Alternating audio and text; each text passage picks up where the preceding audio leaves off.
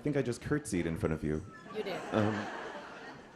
I have never been in such like a bubble of love before. This is kind of cool to parasitically live off your bubble of love for a moment. It's a love bubble. Love bubble.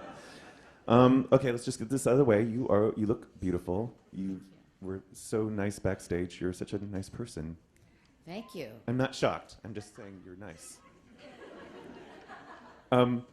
And okay, so I watched the film last night. It's so absorbing, and I think for me, it's mostly absorbing because I get to see how you write songs, or I get a window into your creative process. And I have so many questions about how you work. But first of all, I wanted to ask, in the beginning of the film, you and Mr. Stewart, who's here tonight, who's also totally cool and amazing.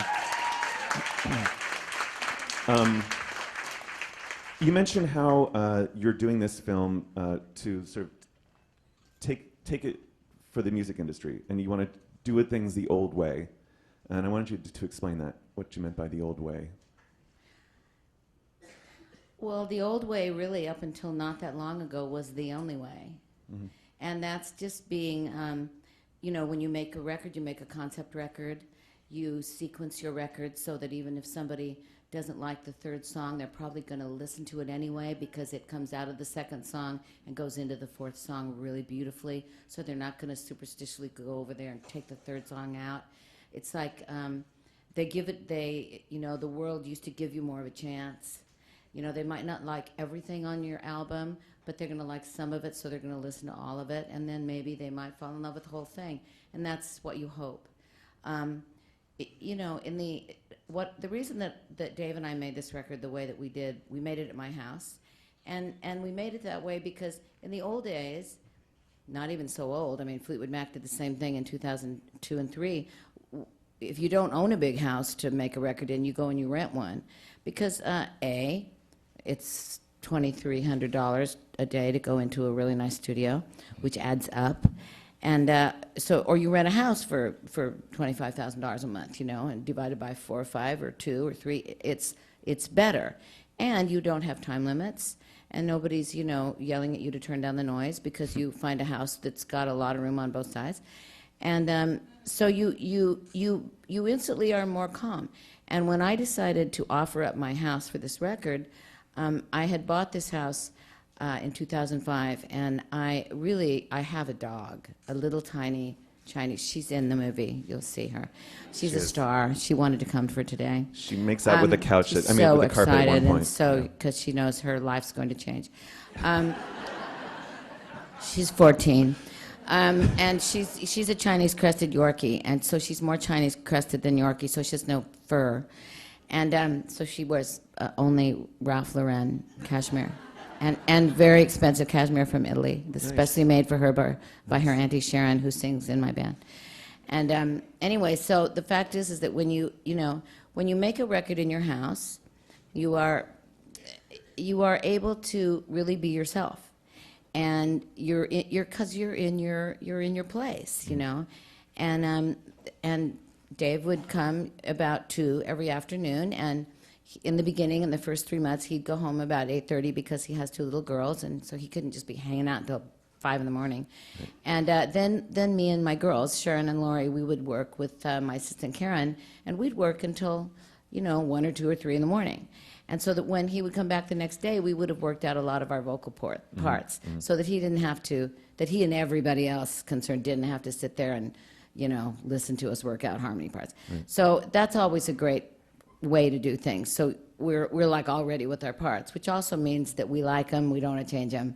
And if you have ideas, that's great, but we like our parts. You say in the film, this is the first time you've written with someone else in the room. I hope I got that right. And yes, explain that. Like you usually go away to another room or something and... No. Okay, let's go back to the beginning. Right. Let's go back to Lindsey Buckingham. Yeah. Even Buckingham Nicks. So when Lindsey and I started writing the 12 songs for Buckingham Nicks in San Francisco, his dad rented us he didn't rent it, he gave us a room in his coffee plant, which was up by the Cow Palace in San Francisco. So whenever all the workers would go home at 6:30, Lindsey and I'd go up there about 9, and we'd stay until 3 in the morning. And so we had this big creepy coffee plant to work in, and we would, we would record there because we had an Ampex. That was an Ampex tape recorder that was 4-track. That's about the size of a washing machine. Not now, but then it was a big piece of equipment. And so I would pretty much write my songs at home, wherever that was, whether it was at Lindsay's parents' house or whether it was at my apartment or whether it was my apartment down in San Jose when I was going to school. And then I would like leave that cassette by the coffee pot with a note that said, new song, you can produce it, but don't change it. And so that's kind of how it went, and that's really the very beginning. So I was never open to writing with Lindsay or anyone else because I felt that the writing of a song was very selfishly my own, and I wanted to, I wanted to go in the room, light the incense, I wanted to cry, I wanted to take my poetry. I didn't really want to share that with anyone. So, but when I met Dave, I mean, not when I met Dave, because I met Dave a long, long time ago, but when we started this record, he said, well, I hope we can write some songs together. And I'm saying, like, yeah, I hope we can too. And in my head, I'm like, not a chance. And so, but I'm going to go with it because I'm polite and I like you. And so what I did was I gave him, I thought, I really am going to go with this. I'm going to give him a chance, which I really would never give Lindsay a chance because Lindsay and I just had way too much baggage. But I didn't have that kind of baggage with Dave Stewart, so I didn't have all the reasons to hate him. So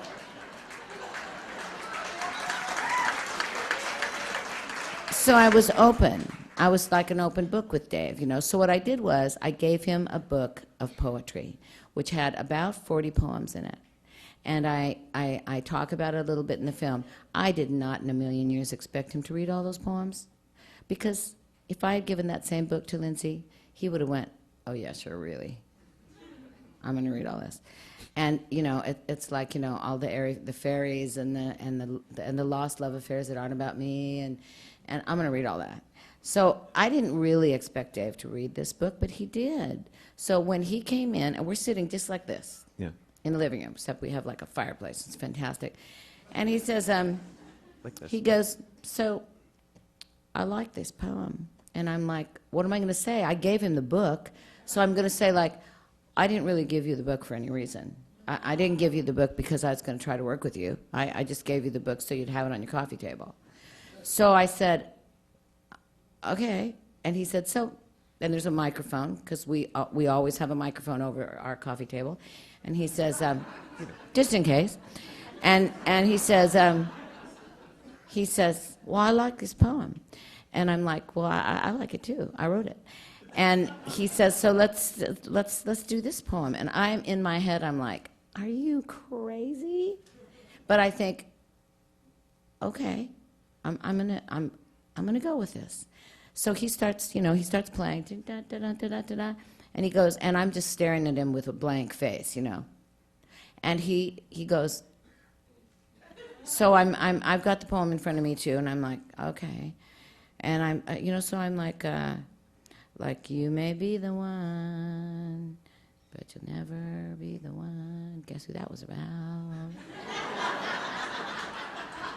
You may be my love, but you'll never be my love. Wonder who that one is about.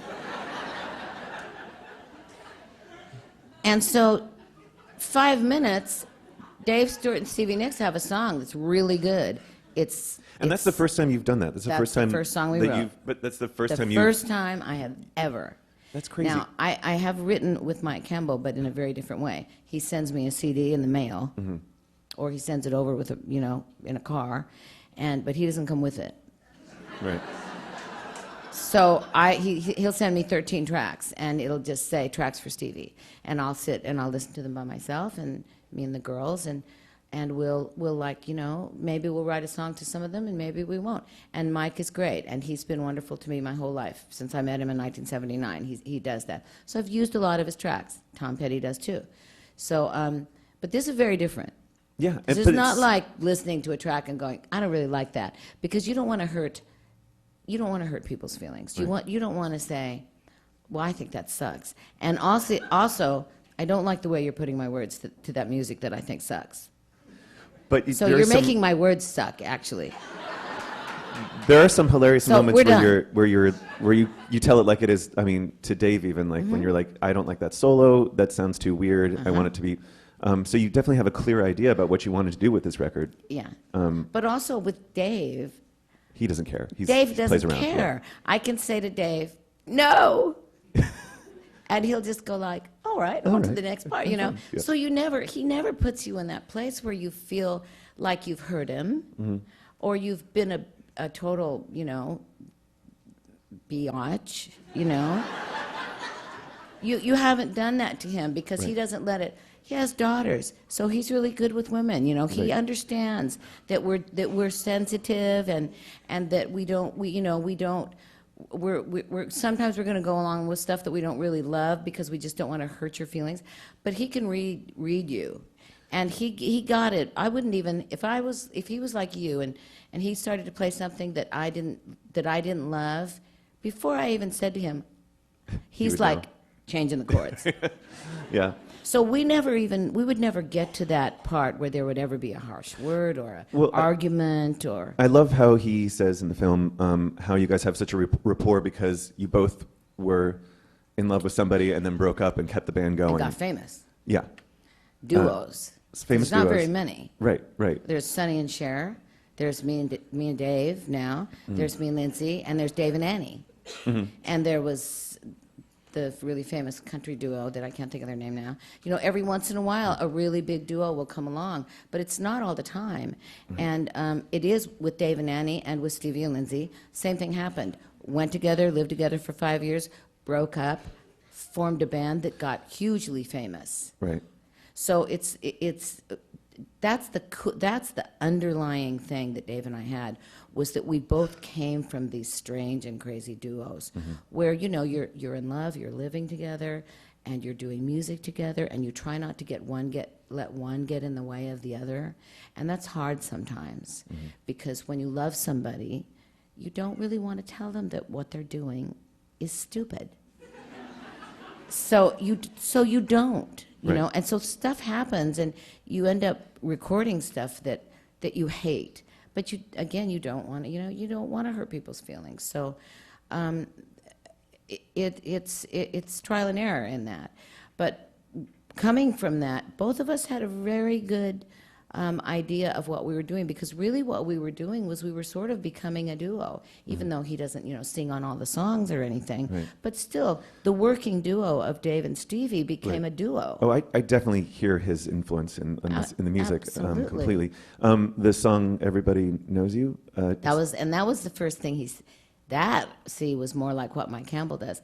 He sent that to me, and I had rented a house in Malibu. And I was going through cassettes. I have vaults of cassettes. So my sister-in-law Lori and I were going through all our cassettes, and Dave sends this song down, and so we put it on repeat and just let it play over and over and over with the ocean, crashing, and until it started to sound like a song on the radio.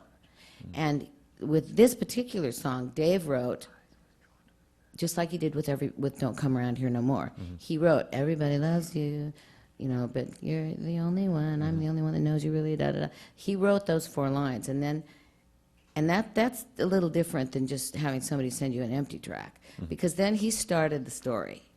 So he started it, so you then have to build a story around those 4 lines.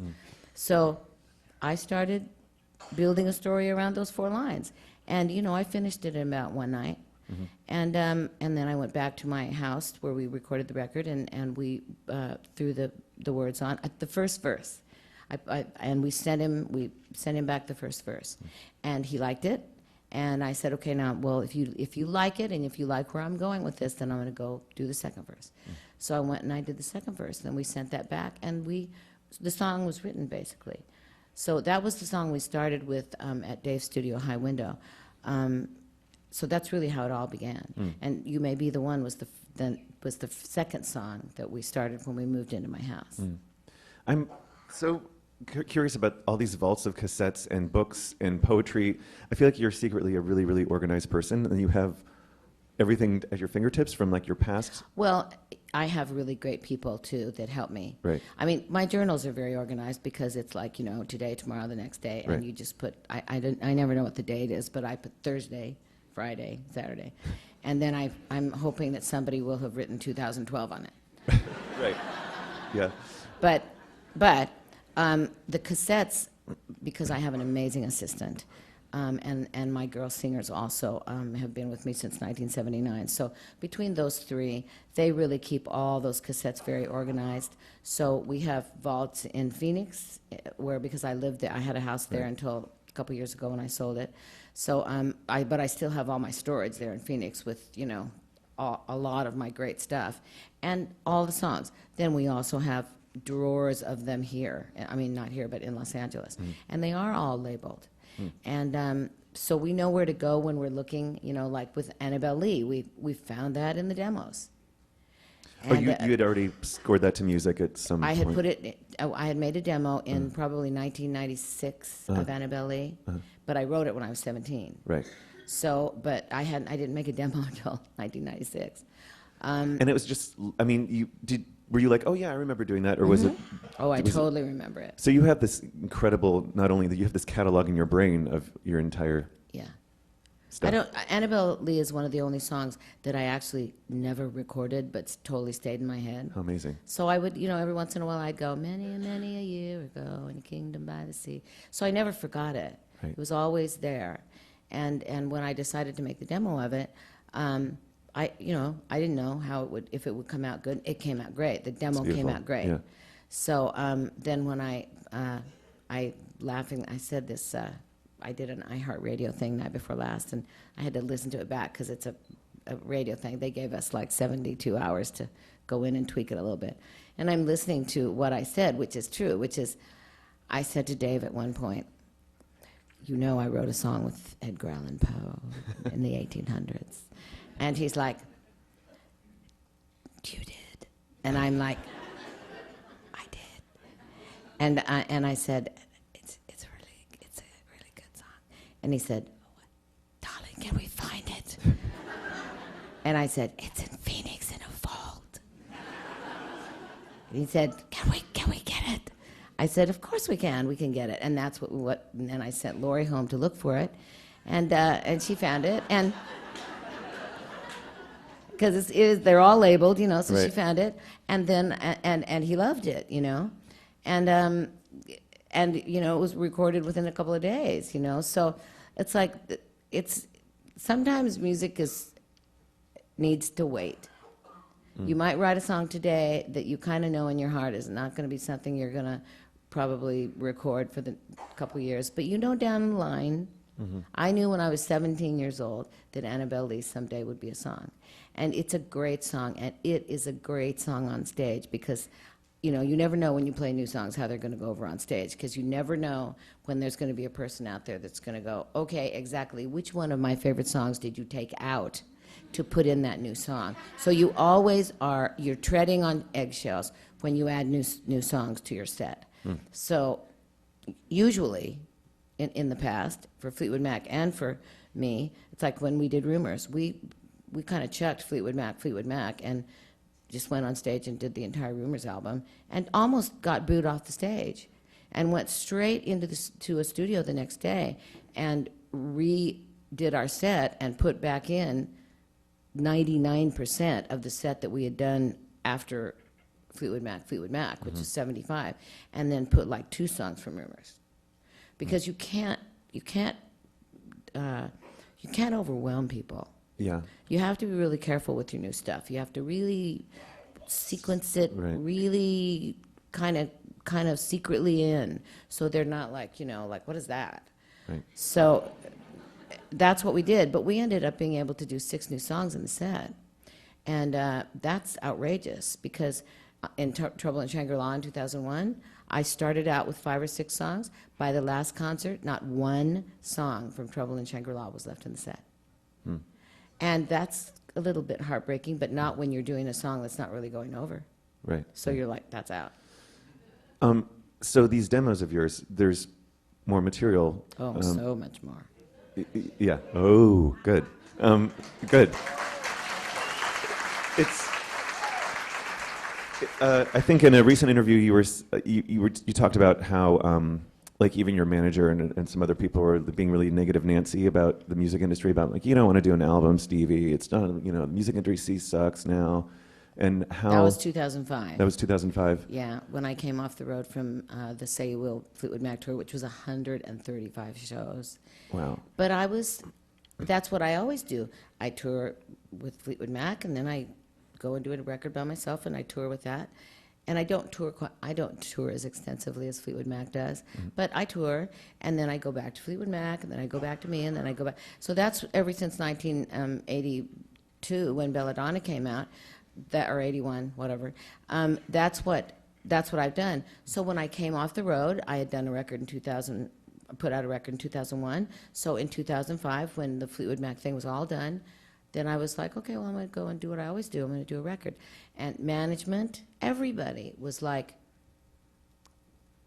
I know this is going to really totally hurt your feelings, but don't bother. Internet piracy is taking everything away. It is ruining your publishing. It's like people walking in your house and stealing just saying like, you know what, I love that picture of the gypsy over your fireplace. Yep. I'm just going to take it. I'm just going to load it into my car because we should just share everything. And you're like standing there like, okay, I guess so. That's what my songs are, right. And it's like, how dare you? So the thing is that I didn't fight back with that. I just said, because basically they said to me, you're a big touring act, Fleetwood Mac, and you can do big venues, you can sell out lots of tickets, you can still make lots of money. All of these new acts that are out there, trying their hardest, they don't have a repertoire. They don't have 3 hours of music that they can do. They can't do big shows. They can't play the Staples. They can't play Jones Beach. So that's what you should do until somebody gets a handle on this internet piracy thing. So that's what I did. I toured. All the way till 2009, when I wrote Moonlight, A Vampire's Dream, and said, it was at the very end of the Fleetwood Mac tour, and I finished it in Australia, and I said to my assistant, we recorded it on camera, and she said, here's a camera, and she went and hid down the hall, like she wasn't listening, but she was. But I was there by myself, and I played the song, and I got up, and I said, okay, you can come out now, Karen. I'm ready to make a record now. So, in retrospect, did that seem like a really creatively stultifying time? Like, were you like, no one wants to, everything's going to be stolen, and so your brain wasn't able to write songs, and then you had to sort of trick yourself into doing it, or no? How did it come out? No, because I would write if I was an accountant. Right. I wouldn't care. Yeah. I went to college for 5 years. I would have been a speech therapist or a public speaker or a teacher or something. So if I had not made it in this business, my mom made sure that I had a really brilliant education, so that as she said, I know you're going to be famous, honey, and I believe that, and your daddy does too. But what we don't want for you is, because we saw it with your dad's father, with your granddad, we don't want you to get out there in this big world, and both you and Lindsay, we don't want you to get out there, and just in case this doesn't work, and we're not saying it's not going to work because we think you're great, and they did. They were so supportive. They completely supported me for 5 solid years going to college and being in a band with Lindsay. But they said, in case, my mom especially, she said, we want you, if you do become very famous, we want you to be able to stand in a room with world politicians and famous writers and famous, economists, and we want you to be able to hold your own. We want you to be smart and beautiful and talented, and we want you to have an education. So we will support you until you stop. But when you stop, when you quit school, we will withdraw all financial support. And they did. Because I stopped 6 months before I graduated from San Jose State. And because Lindsay and I made the decision that we had to go to LA and we had to go now. And I called him and I said, we're going, Mom. We have to. And she said, okay, honey, but you know what that means. I said, I know. And so we went to Los Angeles, and I got, 3 waitress jobs, and I cleaned my producer's house twice a week, even though I lived there. And I cooked, and I kept everything beautiful, and I did that for 5 years. and I pretty much supported me and Lindsay and Richard Dashett, who was one of our friend and ended up being one of the producers on Rumors. And it was okay because I had a great education. I didn't have to be a waitress, but I chose to do that because I could pick my own hours, and I could clean Keith's house at night, so it didn't really matter. And I did what I had to do to make that work, and it did work. We moved to LA at the beginning of '71, and the first day of 1975, we joined Fleetwood Mac. And Buckingham Nicks came out in '73, right. And the record company dropped it about 3 months after it came out. And we were floored because we thought, how can we make a better record than that? We were so puzzled by that, you know. And so we started making a spec album, which is a record that the producer was just going to pay for. And then we'd get another record deal when we're done. And it was starting to be a great record because we started like in about 74 and a half. And when we joined Fleetwood Mac, you know, Lindsay really didn't want to join Fleetwood Mac because he was really happy with what we were doing as it was. And we both believed in our heart that we would have made it through Buckingham Nicks. And Buckingham Nicks was simmering around the United States at that point anyway. Fleetwood Mac allowed us, because we got an offer in Birmingham, Alabama, to go and do a show for 5,000 people. It was crazy. I'm a cleaning lady. Crazy. 5,000 people. And they allowed us to go. And we went and did it. And, you know, Lindsay's like, this record's happening. It's taken 2 years, but this record is climbing up. And I said, yes, it is, but we are dirt poor. And I don't want to be a waitress anymore, Lindsay. So if we don't do well in Fleetwood Mac, then we'll quit. But at least we can save a little money, and at least we can fix reverse in our car, you know? Because we can't go anywhere without reverse. That is very, like, philosophical. We always have to find a parking place where you can go out front ways. Or we're stuck there all night. You there's a moment in the film when Lindsay comes to accompany you for Orleans, I think, is it the New Orleans song? Soldier's Angel. Sorry, Soldier's Angel. And you mentioned how it sort of kind of put to rest a war between you, and I was surprised that it's been this long simmering. War? Yeah, because you don't seem like a bitter, unforgiving person. You seem like you are pretty centered. I'm surprised that still happens. I guess I mean I have that with people too, but well, you know, first of all, he came in for 2 or 3 days, and he really enjoyed being with Dave and I because it was like a big cashmere hug, and he's not used to that. Everybody was lovely to him, and you know, everybody was thrilled with what he was doing on Soldier's Angel, and Dave was filming him from every angle. Dave was hanging upside down from the top of the stairs with a flip camera, and you know, he had cameras everywhere, and Lindsay felt a part, you know, and he could not deny how beautiful our situation was and how much fun we were having. And this is a very serious song that we were doing.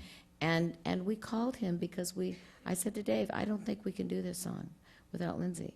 I think that he's the only person that can pull my demo of this song off because it's so serious and it's very, very old time, Stevie and Lindsay. And we did try to record it, and we recorded it great, but it came out very more eerie and creepy kind of, you know, and it wasn't brutal. And I say that in the film, it's not brutal. And how do you know, we couldn't figure out how to go from my piano demo to a real recording of it. And we were to the point where I was gonna just use the demo. But I was writing it when I did the demo, so I was stopping and starting, and they tried to fix that, and it was jumping. And so I finally just said, Dave, I think we're gonna have to call Lindsay. And of course, Dave's like, let's call him now. And he came up, and you know, within 2 days we had recorded the song, and it came out amazing. And I think he and I both realized that it gave us both a moment of clarity that we could be in a studio together or in a house together and be working on a song and not be so Lindsay and Stevie, you know, because you know, when you have a love affair like Lindsay and I had, it never goes away, and it's never, nobody ever, in our case anyway, nobody ever really got over it, and so the war that goes on between Lindsay and I is like the war of the worlds. It's the war of why aren't we still together. For Lindsay, it's the war of if we hadn't joined Fleetwood Mac, you and I would have gotten married and moved back to San Francisco and had children and still did our movie. I mean, our career. Our movie, it would have been a movie. And he feels that way to this day. So he's never been able to quite let that go. He's a serious guy. He's a very, very serious guy. I was like, smile, Lindsay. Yeah. I just want to give him a hug. And you know. and you know, we got him to smile. We got him to laugh. And I mean, obviously, I didn't go out with that guy because he was like a jerk. I went out with him because he was gorgeous and he had a beautiful smile and a wonderful laugh, and he was a lot of fun in the beginning.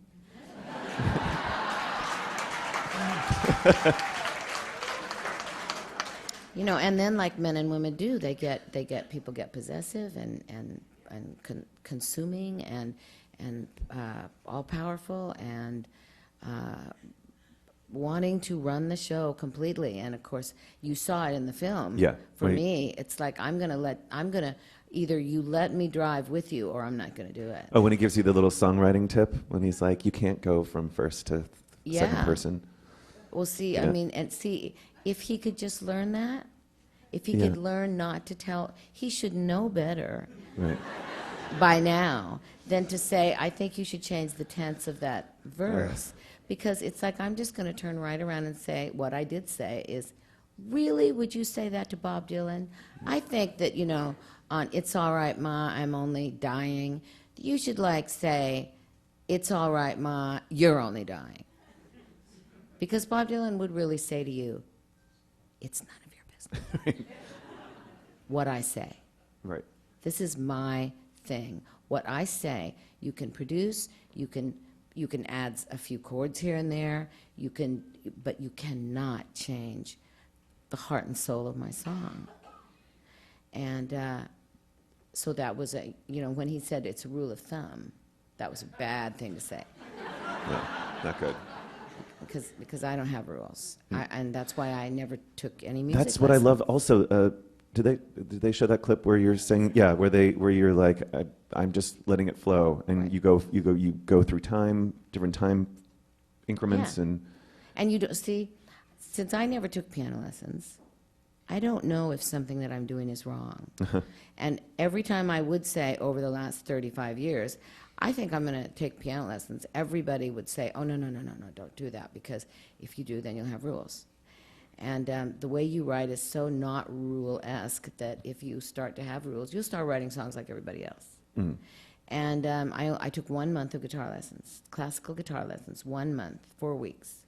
And I learned enough, to manage to write Gold Dust Woman and Landslide, Lady from the Mountains. And, I got a lot, I got what I needed in that 1 month. So I kind of tell people, the little writers that are coming along that ask me, I said, you don't really have to take tons and tons of music lessons.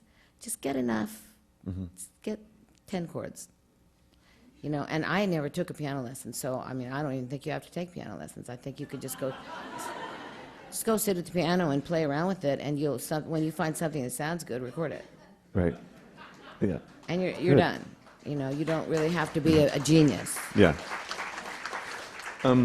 Here's another thing about you: you don't seem mean or like a mean girl or like competitive at all with other women, and I've always loved how unifying, how woman-friendly. I don't know if that's a gross way to say it, but like your music isn't, like shut up. It's Right. like, and Laurie and Sharon have been with you forever, and Right. you just seem like you're not competitive in that way with women. No. And I've always wondered, like back in the day, your contemporaries, say Linda Ronstadt or Ann Nancy or something like that. Right. What was the feeling back then with all you women kind of coming up in the scene? First of all, before Fleetwood Mac, there were no girls. You know, I mean, the Linda Ronstadts and the Harts and all they weren't around. So I mean, they were around, but they weren't in our life. So it was all boys. I was really the only girl. And but when I joined Fleetwood Mac, I had Christine. And the whole reason that we were able to join Fleetwood Mac was because Fleetwood Mac, the boys had said to her, John and Mick well, John and Mick, really. I can't think of another one because Lindsay wasn't there yet.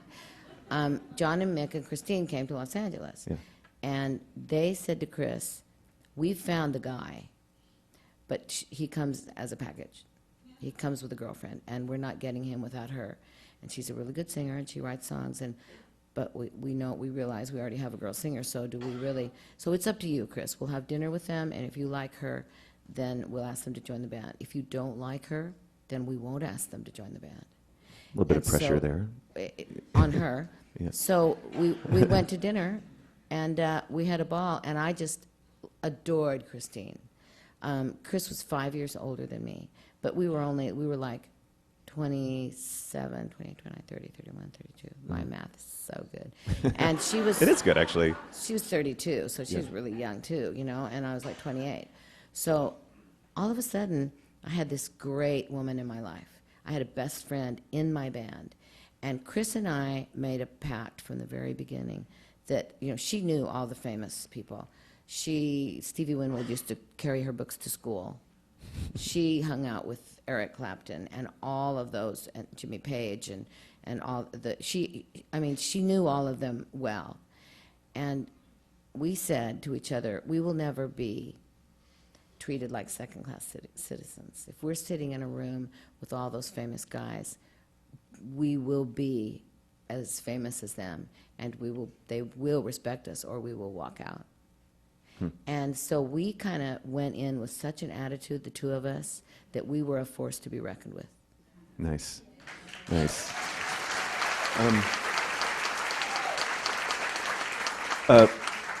Backstage, you were saying how you have her piano now because has retired officially. Right, yeah.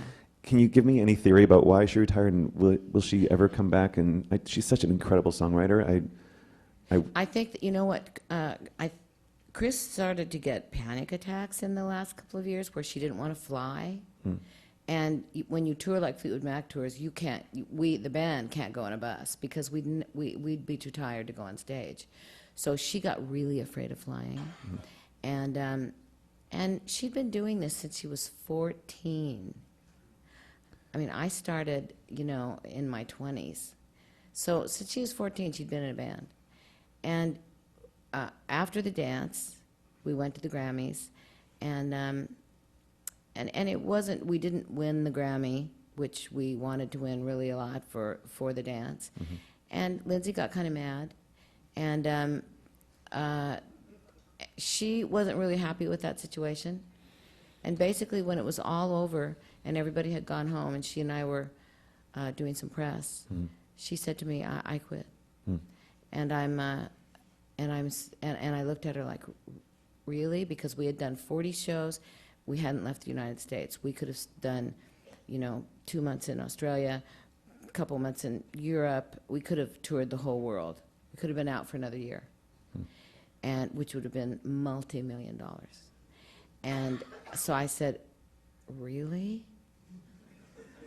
And she said, really? And the look in her eyes was like when somebody breaks up with you and you know they're not kidding. Right. Yeah. And you know that there's no reason for you to go.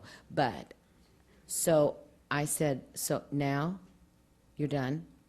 And she said, I'm done. And I said, okay, well, who's telling them, me or you? And she said, no, I'll tell them. So the band basically broke up until the Announcement. until we went back together to do Say You Will. Right. We really had to think for many years whether or not we were going to continue without her, or if we could.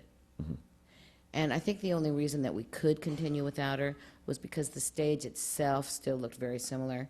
because you had Crazy Mick in the middle, and Lindsay here, and me here, and John here, and the only thing that was missing was Chris, who never wanted to be in the spotlight anyway. So she was way over on the side behind her big, huge Hammond organ. Right. And that's how she wanted it. Chris always wanted to be one of the musicians. She never had any want to walk out there and be in center stage. So because of that, we could pretty much replicate the show without her. Otherwise, we wouldn't have been able to continue. I have to ask you, or else my friends will kill me, about Night of Thousand Stevies. Do you know that? Yeah. I want to know, for those of you who don't know, it's a night in New York where everyone worships Miss Nicks, basically. People It's dress a reason for a costume party. So when you first heard about it, what did you think? Well, it was a long time ago. Yeah, 20 years, I think it's been going on. I was very, of course I was like super surprised, but you know, I'm like the Halloween girl from hell. So I accepted a Halloween gig this year because why? Because I love Halloween. Because I should be done. I mean, my last show is like a Elton John benefit, right? That's Right. coming up, and I'm done. And I got an offer to play a big Halloween thing in San Francisco.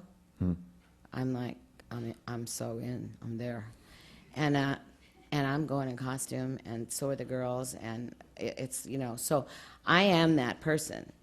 And so when I found out about it, I was at first I was thrilled that my little idea of costuming myself since 1975 had worked so well, and that people really did like all my choices of clothes that I wear on stage.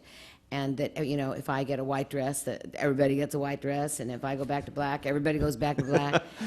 And if I wear these boots, everybody, Right. instead of the ones that come to here, everybody goes to that. So it's like, I love that. I feel like, I got to not only be a singer, but I got to be a trendsetter.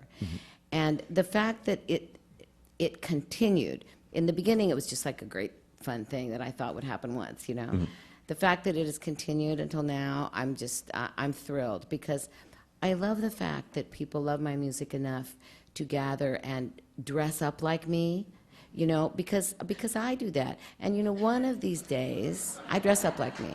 One of these days, I'm going to dress up like me. And go. Please do. I think you should.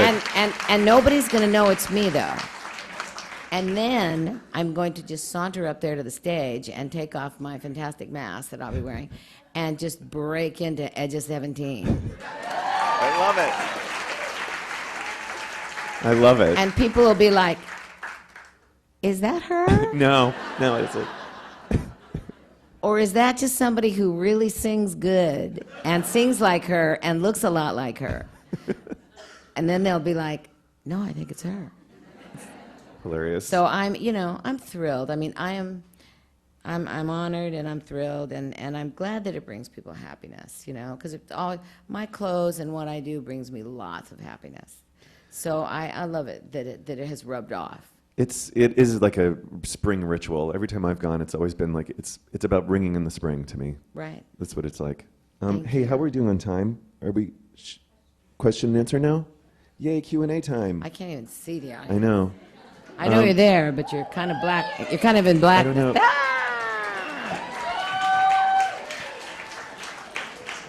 I don't know how this. Oh, well, I don't think we have to select it. They'll just do it for us. Okay. So we'll just sit here and wait. Oh, here we go. Stevie, my question is, when did you have that moment where you knew you're a rock and roll star? Like Oprah famously says that she used her money and went out and bought new towels.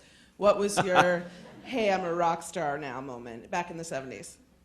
When I joined Fleetwood Mac, I immediately moved out of the apartment that I lived in with Lindsay and Richard. Immediately. I went and found an apartment on Hollywood Boulevard. And the second thing I did was I bought a 280 SL Mercedes. Okay. Hardtop convertible, red interior. I did drive, though. I drove until 1978, and the only reason I don't drive was because my license ran out, and I just was too lazy to go get a new license. And then, it sort of became like, when you get really famous really fast, it's like, what am I going to do? Like, go to a bar by myself?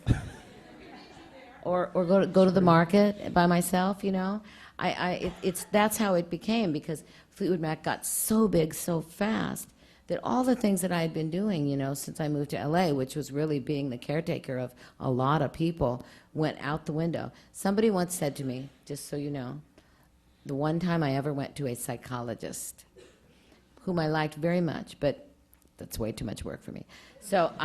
And she said to me, after I told her about what I did when I was the cleaning lady, and I made dinner and I cleaned the house and all that I loved, and I took on that role lovingly, she said, I think that you sound like you're really a caretaker. And I said, I am. When people come to my house, I'm the one that makes sure that the bed is beautifully made and that there's like the beautiful, everything, the sheets, everything. It's perfect. I do that. Nobody does that for me.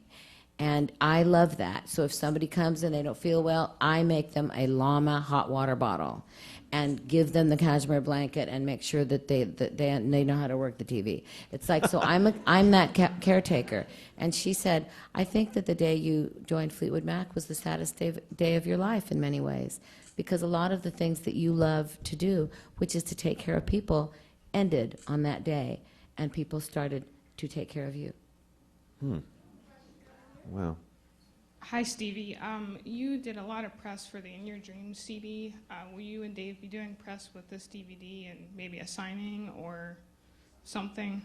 Whatever we can do, yes, absolutely. My last gig was really 2 days ago, and I have Halloween and Elton John left, and then for the next many months, I don't start up with Fleetwood Mac until next March. So we're absolutely going to do everything we can do to get this film out to the masses. Hi. Oh, sorry. Hi, Stevie. I wanted to know. I'm right here. Right there. Raise your Hi. hand. Where is she? I'm right here. Okay. Hey.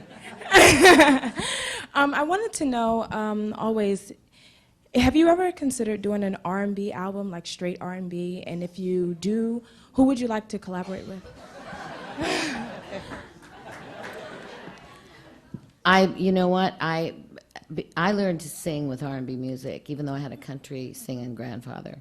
So my parents used to really say when I was like in the 4th grade, like, who are you? You're sitting in the back seat singing along with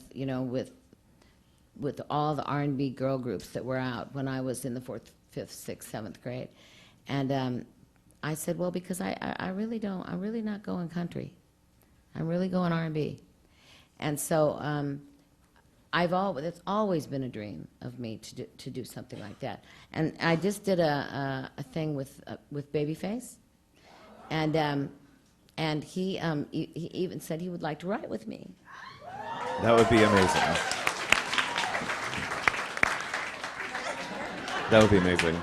And he is cute. Hi, Stevie. My name is Maggie. Hi, Maggie. Nice to meet you. I have a question for you. When it comes to, say, In Your Dreams or Trouble in Shangri-La, how many songs are you writing for these records? And where do you get to the point when you say, okay, this song isn't working, I'm going to stop working on it, or I'm going to focus on this thing, I know this song is going to make it to the record? How many songs do you think total that you wrote for each of those? And where was the point where you said, this isn't working? If my songs make it onto that cassette, they're working for me. When you go into the studio, sometimes they don't work. But then they go back into the vault, because that doesn't mean that they're not going to work 3 years from now. So I never even give anybody anything unless I feel like it's really good and really finished in as far as I can go with it.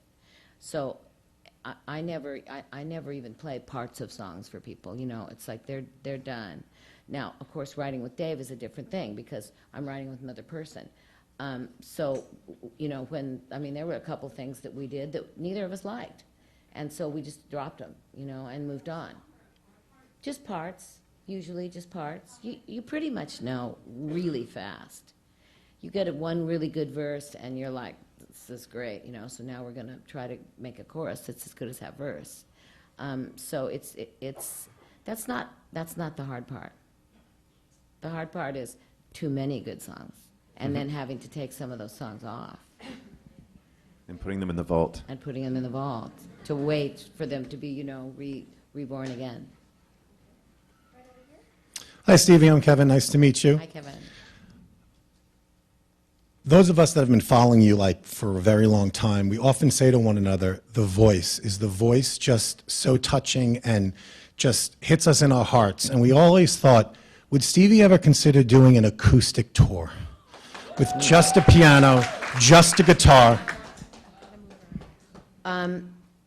You know, the kind of tour that I would love to do someday is I'd like to, there's so many of my songs on all my different albums that I would love to, you know, you can't do them all. I mean, you'd have a 10-hour set, so you can't, I know, and that would be great, but you can't do it. You'd have to spread it over a week. So what I'm thinking is you could do a thing where you really arranged, and I really don't like the word medley, but you could do a thing where you really do bits and pieces of, you know, of going all the way back so that you start with, you know, you can ride high atop your pony, I know it won't, because the whole thing's phony, Belladonna, coming out of the darkness. So you could do a minute and a half, 2 minutes of Belladonna, and then you could switch into, there is a reason, don't blame it on me, blame it on my wild heart. And straight into, sometimes it rages, it rocks a little, even when it's calm, it rocks a little. So that's, I would be so pleased to do that because there's so many songs that I have written that I would love to do, but you know, you can, a 2-hour and 10-minute set, you know, is a long set. It's a long set when you're 30, and it's a long set when you're 64. You can do it.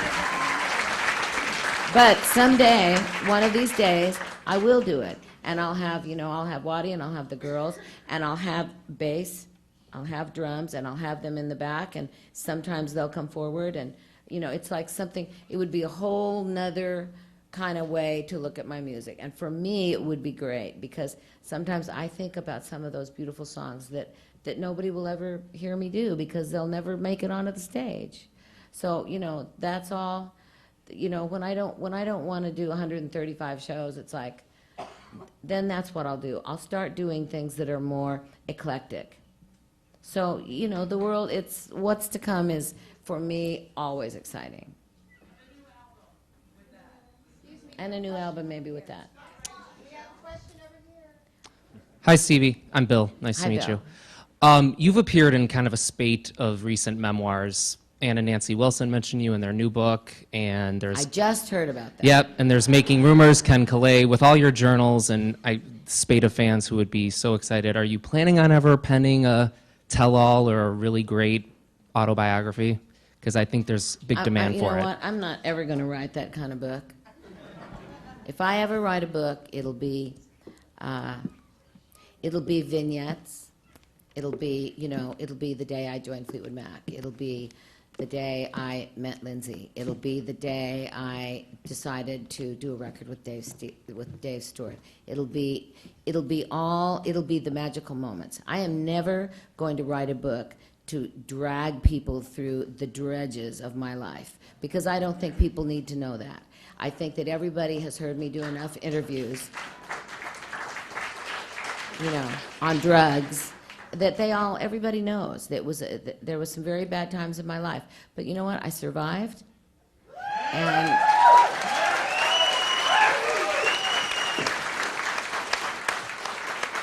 And I'm okay, and I try to tell people about, whenever anybody says, you want to talk about Klonopin, I'm like, sit down. Let's talk about Klonopin. You want to talk about cocaine? Sit down. Let's talk about cocaine. Let's talk about watch the video of I Can't Wait and watch and look at my swimming eyes and think, could you just laid off the booze, the coke, the cigarettes, the pot for just 2 days while you made $1 million video? Okay. It's like, yeah, I'll love to talk about it with you, but I'm not going to write about it in a book because everybody already knows. So what I would write about are the things that knocked me out as I went through my life. And that, the men that just knocked me out, the music that knocked me out, my friends that just continue to knock me out every day, today and 50 years ago. How it all started in each little genre of my life, how that all started. The really beautiful romantic things. That is the stuff that I would love to tell y'all. And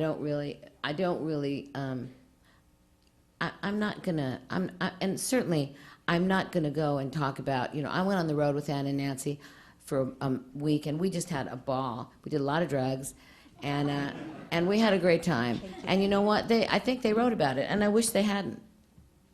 Because I thought that was private. And I happen to have an amazing respect for Ann Wilson. I think she's one of the best singers in the world. I think she's right there behind Robert Plant.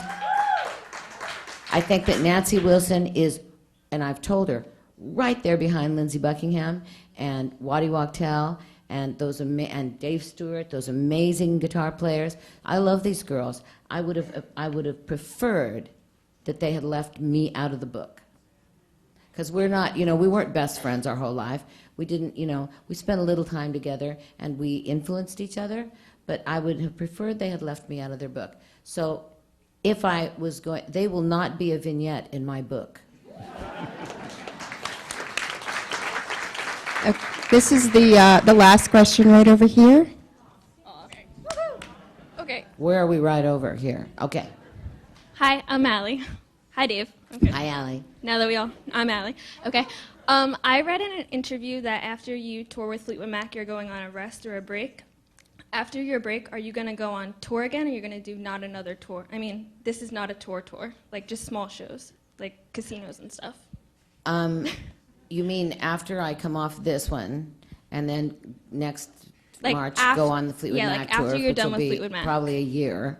I have to plan in advance. Right, I do, and I do too. You know what? I'll be all through Fleetwood Mac. I'll be writing Okay. because that's a great place to write. Yeah, because So I keep a journal. I write every night. So I'll be writing poetry, and I'm in the middle of my Game of Thrones poetry right now. yeah. And so I'll be writing, and so when I come off the road with Fleetwood Mac, I'll do what I always do. I'll go to Hawaii for 2 months, or I'll go somewhere really nice for 2 months, and I'll hang out, and then I'll go back on the road with my own thing, or I'll run and find Dave Stewart and do another record.